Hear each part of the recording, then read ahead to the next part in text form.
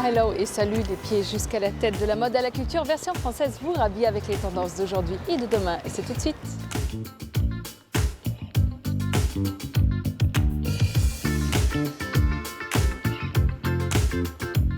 Le Grand Rex est un dinosaure des cinémas parisiens. Pas de secret entre nous, on vous donne rendez-vous au cœur de la salle obscure.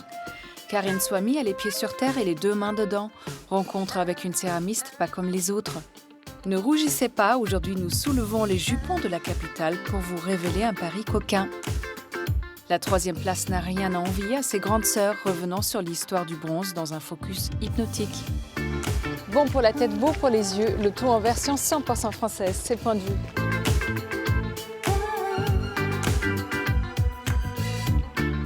Car la vie n'a pas de sens, ses bambers non plus.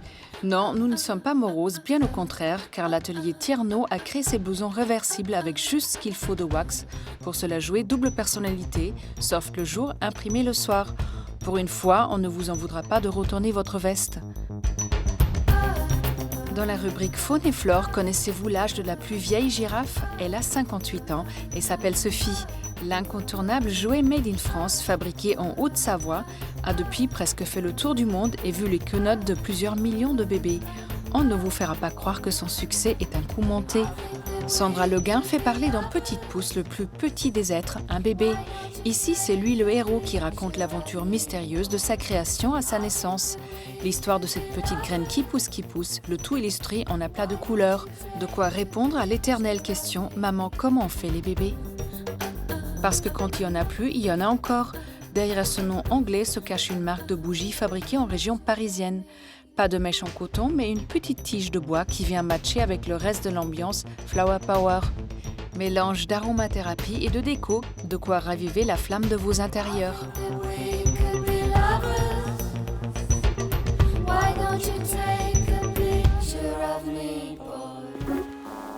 Déroulez le tapis rouge, on vous emmène sans plus attendre dans les coulisses du Grand Rex, loin des feux des projecteurs.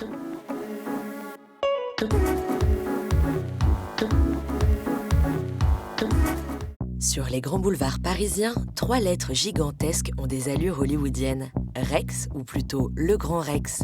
Inauguré en 1932, ce cinéma légendaire n'a pas trop mal vieilli. Une fois passés les écrans très modernes de l'entrée, son style art déco d'origine vous propulse dans les années folles.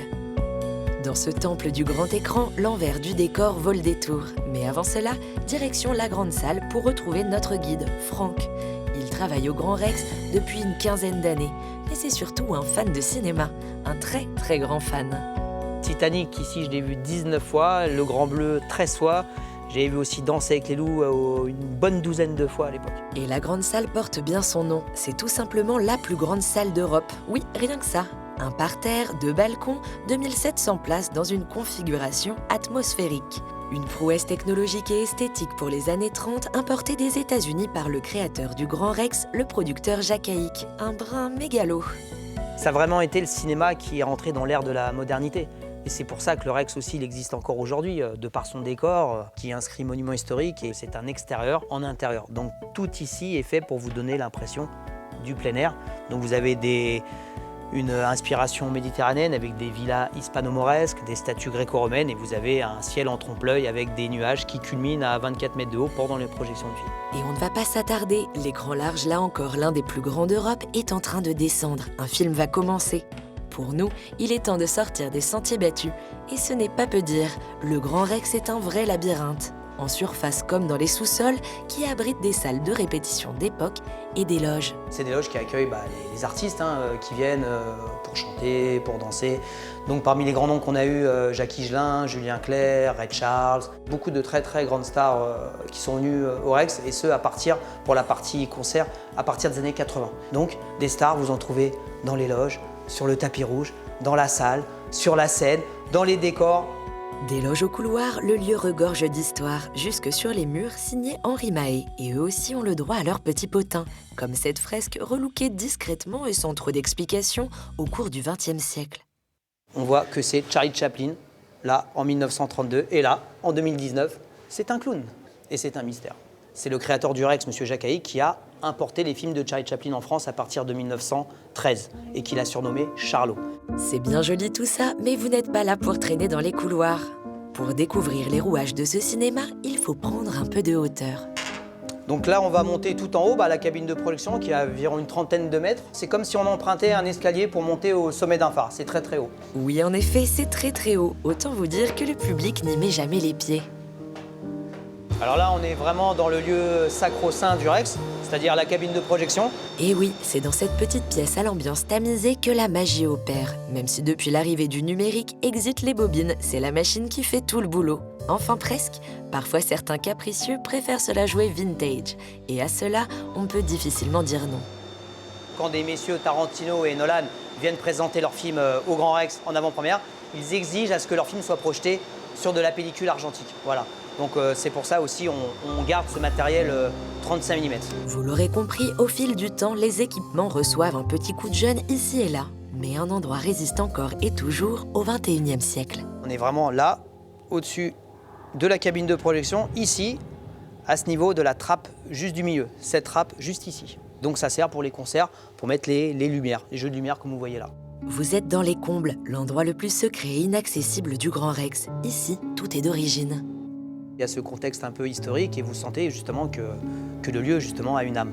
Donc c'est quelque chose qui vit et vous ressentez ce vécu à travers cette architecture d'époque de 1932.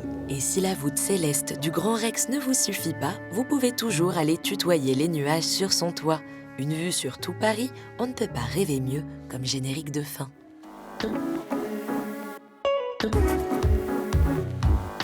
Inspiration japonaise, poème dissimulé, le tour du potier de Karine Swamy fait naître entre ses mains des créations poétiques.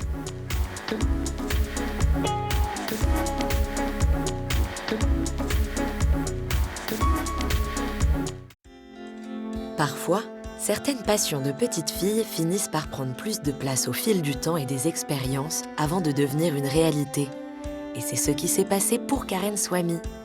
D'abord attirée par la céramique, à travers ses yeux d'enfant, elle a laissé de côté pour faire ses études et de nombreux métiers.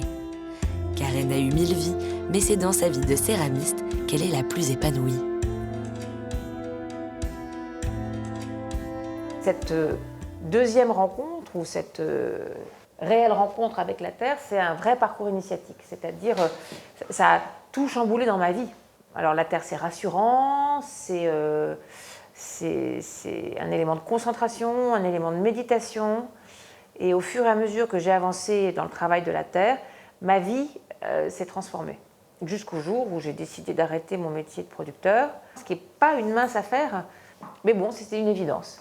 Donc c'est vraiment un parcours de vie, la rencontre avec la céramique.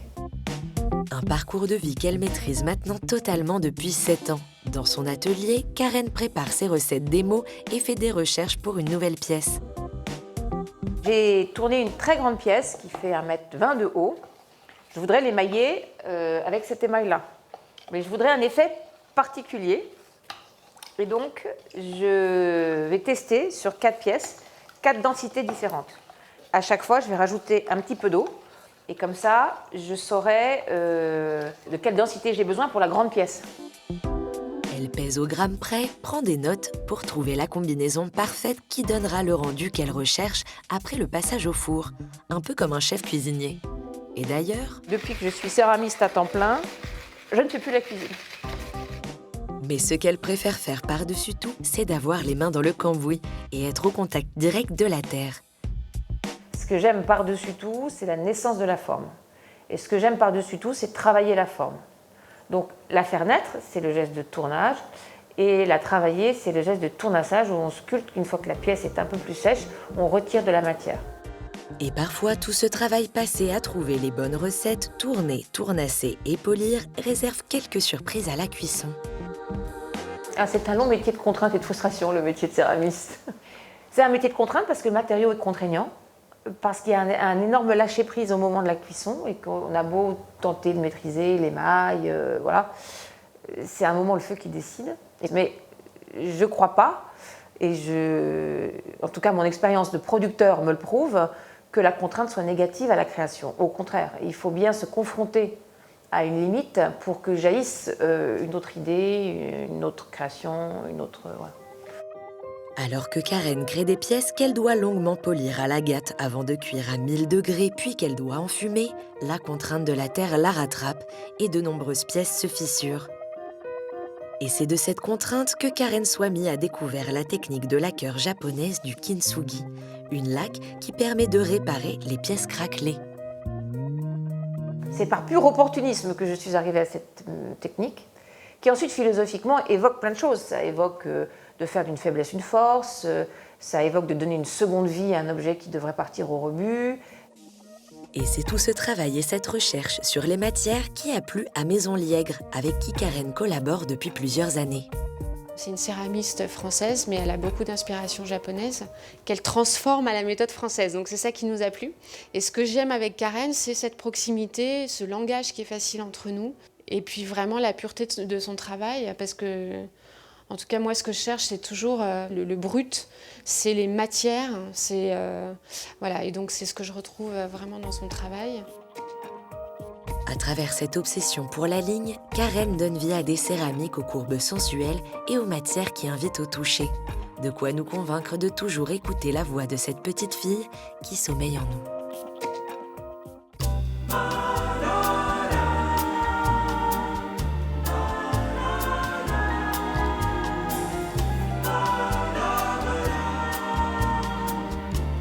Bonjour Karen.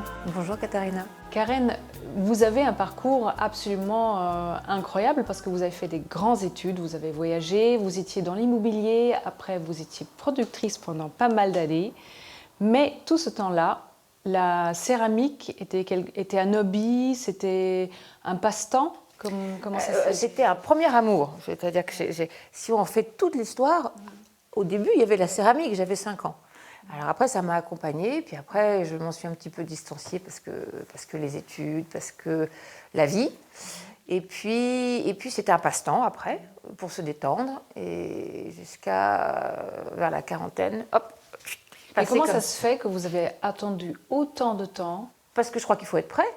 Je viens d'un univers où c'est difficile d'assumer un métier manuel, alors que j'étais bonne élève, que je faisais, voilà, qu'il fallait que je fasse un vrai métier, entre guillemets évidemment. Et puis voilà, la vie vous repropose régulièrement. Et puis un jour, vous vous dites, mais en fait, voilà, c'est ça. Et ce jour-là, c'était comment? Écoutez, je peux presque le dater, c'est-à-dire que je suis rentrée d'un tournage au Canada qui avait été difficile. J'étais productrice exécutive d'un film de Claude Miller. Et je suis rentrée et je me suis dit, en fait, je vais tous les tuer. Donc, c'était pas une solution.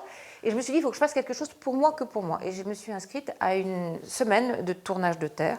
Et puis, ça a grignoté un petit peu mon temps, si bien que... De plus en plus. De plus en plus. Et voilà, et ça a pris de plus en plus de temps. Et puis là, j'avais peut-être la maturité de voir que la vie me reproposait ça une énième fois. Et là, j'ai saisi la proposition de la vie, on va dire. Karen, quand on travaille beaucoup, comme vous le faites, Ouais. les gestes deviennent de plus en plus sûrs et la technique est quelque chose qu'on fait peut-être presque automatiquement. En tout cas, on s'en soucie moins, on se débarrasse de ce côté souci technique. Et ensuite, tout ça donne une place à l'accident, à l'imprévu peut-être. Bien sûr, c'est très juste ce que vous dites, parce qu'au début, je faisais des porcelaines grandes, blanches, parfaites, voilà. Mais surtout, elles devaient être parfaites, c'est-à-dire que je répondais encore à une exigence que j'avais avec moi-même de me prouver ma technicité. Voilà, que j'étais capable et ma technicité, puisque tourner la porcelaine, on va dire dans la hiérarchie de la céramique, c'est ce qu'il y a de plus difficile. Et c'est assez naturellement que la perfection, ou en tout cas... Vous ennuie. S'ennuie, voilà, exactement. Et que donc on se tourne de plus en plus vers l'accident. Alors il y a aussi le grand format qui est important pour vous. Est-ce que c'est un challenge de pouvoir sortir d'énormes vases? Ah, j'aime bien les grandes masses. J'aime bien... Pourquoi? Je crois qu'on est partout pareil. Et en fait, j'aimais bien, dans le cinéma, ce qui me plaisait, c'était gérer des projets comme ça, amener des grandes masses à un endroit. C'est de se dépasser? Se dépasser, oui, parce qu'en céramique, plus c'est grand, plus c'est difficile. Souvent, c'est plutôt le corps à corps, en fait. C'est le corps à corps avec la matière. Vous inscrivez aussi des messages de temps à autre vous êtes bien documenté. qui apparaissent et qui disparaissent, qui sont une sorte de journal intime. Soit c'est parfois des poèmes d'amour, il y en a un de Germain Nouveau que j'aimais beaucoup, donc que j'ai un peu écrit un peu partout, mais que personne ne peut lire en réalité. Et puis parfois des états d'âme que j'écris sur les palimpsestes. Et vous n'avez pas envie que tout le monde les comprenne? Non. Ah ben non, c'est pas drôle. D'accord. C'est pas drôle. Et puis en même temps, moi, j'ai la croyance que les objets portent une énergie. Et elles sont l'énergie que celui qui le fabrique transmet. Et c'est l'énergie du moment. Alors il est formulé, parce que peut-être que j'aime bien les mots aussi. Si aujourd'hui, vous pourriez conseiller quelqu'un qui change de métier comme vous l'avez fait, qu'est-ce que vous lui direz? De suivre son cœur. On a tous une place quelque part où on se sent juste et on se sent à sa place. Et si on change de métier et que c'est une reconversion, c'est que forcément il y a un appel de quelque chose quelque part. Et il faut toujours écouter les appels. Bon, ben, en tout cas, vous avez bien fait de l'écouter, le vôtre. Merci, voilà. Karen. Merci à vous, Katharina.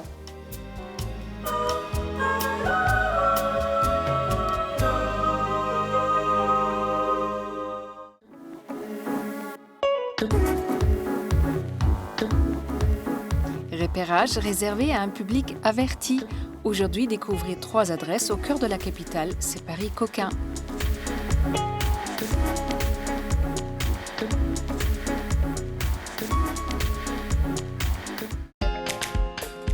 Repérage, c'est votre rubrique dénicheuse de bons plans parisiens. Cette semaine encore, on a marché, couru, rampé, arpenté, cheminé, exploré et déniché les endroits les plus coquins de la capitale.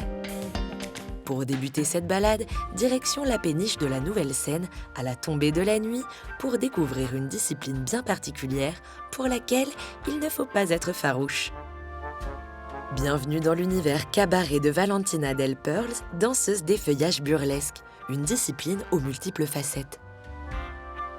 Ça réunit exactement tout ce que je recherche dans le spectacle. C'est danse, théâtre, mime. Il peut y avoir du cirque, du chant. Enfin, vraiment, tout est mélangé. Et l'effeuillage, le déshabillage, c'est la base, mais ça devient accessoire. Une discipline coquine et légère qui a connu ses heures de gloire à la fin du 19e siècle et qui est revenue sur les scènes des cabarets français dans les années 90. Poétique, glamour, sexy ou totalement kitsch, l'effeuillage burlesque est un véritable divertissement. C'est une discipline très joyeuse. Il peut y avoir des numéros plus tristes et poétiquement habités, mais ça reste quand même un divertissement et quelque chose, un spectacle avec lequel on ressort avec le sourire. Ça, c'est obligatoire. Tous les week-ends depuis 6 ans, Valentina et sa troupe du cabaret burlesque enflamment le public de la Nouvelle-Seine. Et elle nous a même donné un secret de fabrication made in burlesque. L'indispensable pour un show burlesque, c'est le fameux nippies. Et les pompons, le fait de les faire tourner, c'est le fameux tassel twirling. On vous laisse admirer le spectacle. Mais Rosabelle, c'est la vie. Couvrez ce sein que l'on ne saurait voir. Si vous êtes un peu timide et que vous préférez que votre imagination vous joue des tours, on a dégoté pour vous la seule librairie érotique de Paris, voire de France. La Musardine est à la fois librairie et maison d'édition, et que ce soit pour la sélection de livres qui trônent sur les étagères ou pour les livres qu'ils choisissent d'éditer, le fil conducteur est toujours le même.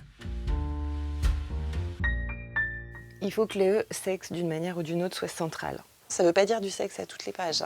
Ça ne veut pas dire non plus que des scènes qui s'enchaînent les unes aux autres. Voilà, c'est pas la question. Ça peut être humoristique, ça peut être très explicite, très soft. Enfin voilà, tous les traitements sont possibles. Par contre, il faut que la sexualité, la question du corps, voilà, soit vraiment au centre des histoires qui sont racontées.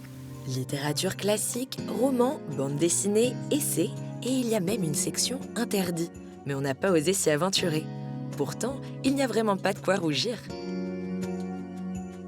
Alors ici, à la librairie, on a une clientèle historiquement qui est plutôt masculine, plutôt d'un certain âge, mais qui est en train vraiment d'évoluer. On voit une très nette hausse de la fréquentation par des femmes, des jeunes femmes, qui n'hésitent pas à pousser la porte de la librairie, à se renseigner, à regarder. C'est vraiment très net ces dernières années. Et puis, si jamais vous n'osez pas franchir la porte de la librairie, vous pouvez faire vos achats en ligne sur leur site. Mais un livre, c'est d'abord fait pour être feuilleté, non ? Avec votre livre en poche, on vous propose maintenant d'aller vous prélasser dans une chambre d'hôtel, tout ce qu'il y a de plus rococo dans le quartier de Pigalle. Située dans ce haut lieu de la frivolité parisienne, la Villa Royale était au XVIIIe siècle une maison close. Et elle était loin d'être la seule dans le quartier. Interdite à la fin de la guerre, toutes les maisons ont fermé et cet emplacement est devenu un hôtel avant de devenir définitivement la Villa Royale en 1992. Et cet hôtel rouge passion aux accents kitsch n'a évidemment rien gardé de son époque fréquentée par les femmes de petite vertu. Véritable nid d'amour situé non loin du Sacré-Cœur, les chambres feutrées et capitonnées de velours vous attendent, avec parfois une odeur de feu de bois. Chaque chambre porte le nom d'une célébrité, de quoi donner des idées de jeux de rôle. Mais ça ne nous regarde pas.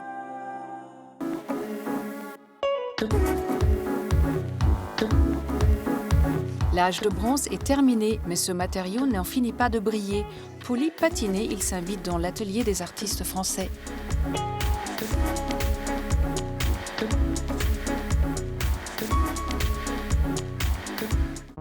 Si la médaille de bronze n'est pas la plus prestigieuse, le métal qui la compose est pourtant bien plus précieux qu'on ne le croit. Alliage de cuivre et d'étain, on doit la découverte de cette 3e place du podium à nos ancêtres. Et quand on vous parle de nos ancêtres, on vous parle d'un temps que les moins de 3000 ans avant Jésus-Christ ne peuvent pas connaître, celui de l'âge de bronze. Plus robustes que le cuivre et la pierre, les hommes se servaient du bronze pour fabriquer de solides outils, des armes acérées et des instruments de musique à l'harmonie parfois douteuse. Aujourd'hui, on utilise ce matériau surtout en sculpture, car c'est un très bon élève pour les artistes. Il fond très bien, refroidit assez rapidement et s'oxyde peu. Mais si vous pensiez que le travail du bronze se résume à la coulée, c'est raté. Il y a toute une panoplie d'étapes préparatoires et postérieures. Et chaque étape correspond à un métier. Il y a le mouleur, le cireur, le fondeur métallurgiste, le ciseleur et le patineur, et tout ce beau monde travaille en harmonie. Popino Rossini est tombé dans une marmite de bronze un peu par hasard et laisse depuis ses mains et son feeling le guider sur chaque nouvelle pièce. C'est un métier difficile parce que c'est un métier excessivement abstrait. Il faut sentir les choses. Donc quand on reçoit une sculpture, quand elle est posée sur la table, en fin de compte, je ne vois même pas moi la sculpture. Je vois le côté comment on va la mouler, comment on va l'alimenter, comment on va pouvoir réaliser le bronze. C'est jamais la même chose. À la fois c'est bien, mais à la fois c'est stressant quand même. Un nouveau challenge qui, comme on le disait, nécessite plusieurs corps de métier. Et pour éviter de s'en mêler les pinceaux, on va respecter l'ordre des étapes. Étape 1, il faut créer le moule en négatif qui servira de base. Popino vient ensuite imprimer le moule avec 3 couches de cire noire au pinceau pour bien marquer les détails. On referme le moule et là, on rajoute une autre couche de cire en grande coulée. On remplit la cire entièrement dans le moule, mais par contre, on ne la revide pas d'un seul coup, on la revide en tournant le moule de manière à ce qu'elle se dépose partout. Voilà. Ensuite, il faut couler un noyau plâtre et sable. Quand ce massif est durci, on enlève le contre-moule en plâtre, on retire le caoutchouc et on a la réplique de la sculpture en cire. Vous êtes toujours avec nous ? On vous avait prévenu, le bronze, c'est technique. Et avant d'arriver au Graal, il y a encore quelques étapes, comme celle de l'alimentation. L'épaisseur, elle est que de 5 mm. Le métal, si on met un jet là, jamais il va couler, il va refroidir avant d'arriver en bas. Tandis que là, il coule dans les tuyaux. Et c'est tout un réseau qui fait qu'il y a une logique de remplissage. Une fois l'alimentation mise en place, il faut projeter du plâtre pour envelopper la pièce. Et là, c'est le moment que vous attendiez tous. Immersion dans ce qui ressemble à une mission sur la Lune avec ses cratères fumants et ses cosmonautes en tenue de combat. Quand on coule le bronze dans le moule, c'est comme une communion. C'est quelque chose... c'est très difficile à décrire parce qu'à chaque fois, c'est un mystère, c'est le côté passionnel. Une fois le bronze chauffé à 1100 degrés, le feu vert est donné. À chaque coulée, on peut sentir la concentration ultime. Et une fois la fonte terminée, on relâche la pression. Quand la fonte elle est bien, On sait que la déroche, les ciseleurs, ça va bien se passer. La déroche consiste à casser le plâtre qui enveloppe le bronze encore chaud. Petit à petit et après un bon coup de karcher, le visage de ce Touareg se dévoile sous nos yeux. L'étape suivante, c'est celle du ciselage, qui permet de tailler le bronze et de travailler les détails. Et pour finir, il faut patiner l'œuvre pour changer sa couleur à la guise de l'artiste, mais surtout pour la protéger de l'oxydation. Désormais, vous ne regarderez plus jamais le bronze comme avant.